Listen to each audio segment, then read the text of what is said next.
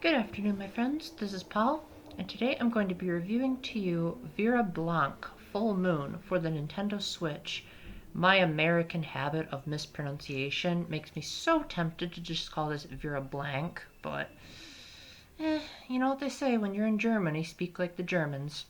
So this is a visual novel made in the style of a comic book where you take the role of a young woman named Vera Blanc who has the ability to both read minds and reason as though she's a computer.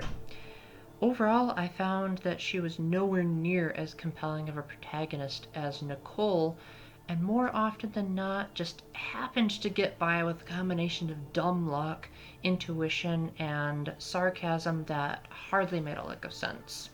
So the basic gameplay here is that as you're interacting with people, you'll usually have a choice about what to do or say.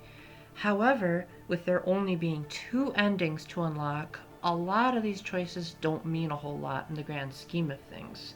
Now, there are several ways to lose. In fact, there are more game overs than there are actual endings to the game. And these game overs aren't just, oh no, we failed, but more often than not, they involve you getting brutally murdered one way or another. These shouldn't really have any consequences to you because you can rewind any bit of dialogue, just like Nicole. And so even if you do make a wrong choice, you can always rewind and say, I wonder what the other choice is. Now, even if you happen to not take advantage of the rewind feature and want to play Vera Blanc properly, there are several save files to use, approximately 12 if I'm doing the math right. But the problem is that there's no auto-saving, so you will have to save manually if you want to create your own save file, even after you beat the game, which is particularly bizarre.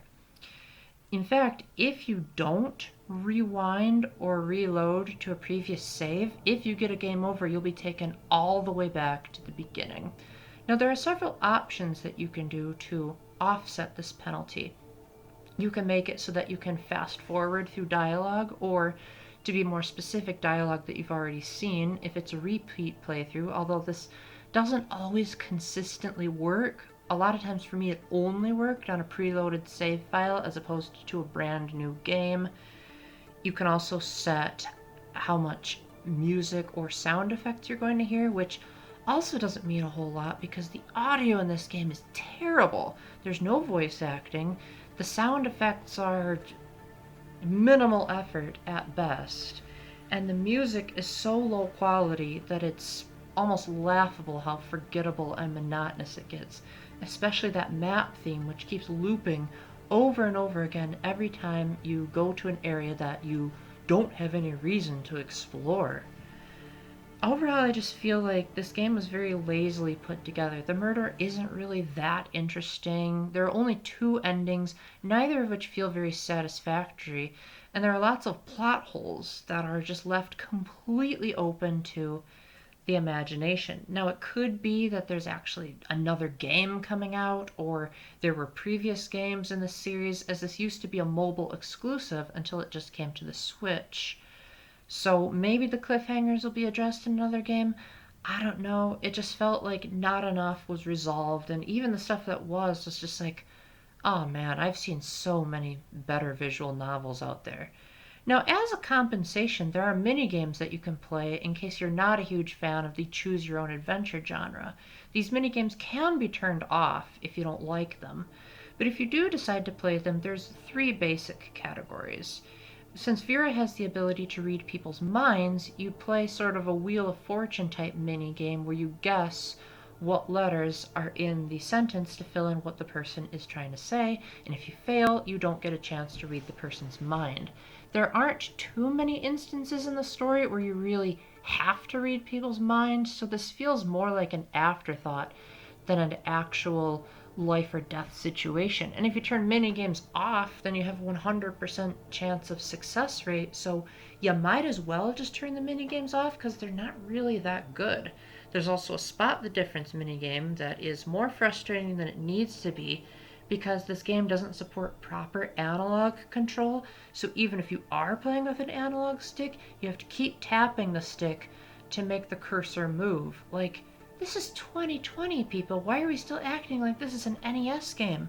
The same goes for if you're trying to select an option on the menu. You can't just hold down the stick and the cursor will move automatically. You have to manually tap for every single direction.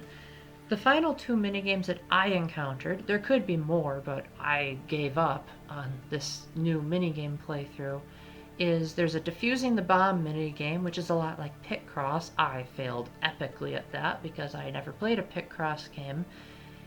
Scratch that, I did on the 3DS, but it was too confusing. I didn't get past, I think, level 2, so I failed this one as well. And then there's a remembering the sequence minigame, which is alright. I generally have a pretty good memory, but it's also so boring. Like, who wants to just memorize a series of numbers that doesn't even make sense with the context that it's in? So, overall, my thoughts on Vera Blanc Full Moon are more or less negative. Even the couple of bright sides don't offset this very boring and clunky visual novel that puts nearly every other property that I've played to shame. Heck, even those terrible anime-themed visual novels that I haven't even reviewed, they're so bad, at least had some pluses. Whereas this, I mean, it does feel very satisfying when you figure out how to get the other ending, but seeing as there are only two, there's really only one choice I can think of that's really going to be the determining factor, as opposed to a variety of choices leading to several different endings, like other visual novels. Overall, since this game came out in 2020, I am confident in giving this a score of, give or take, 4 out of 20. It could be a 0 if it weren't for the fact that it became mildly interesting with some of the stuff going on in the background, but since that's never resolved, I didn't really see the need to play through more of it because the game told me there were more endings. I figured, well, maybe this other ending will fill in the blanks, but nope. You're still left at a total cliffhanger for most of the major mysteries in the game. Overall, it's just very unsatisfying. There's too much cleavage and adult stuff that also isn't properly explained, and it just feels like a waste of time. You're better off spending your money on something like Zero Escape or Danganronpa or Ace Attorney or just about anything besides this.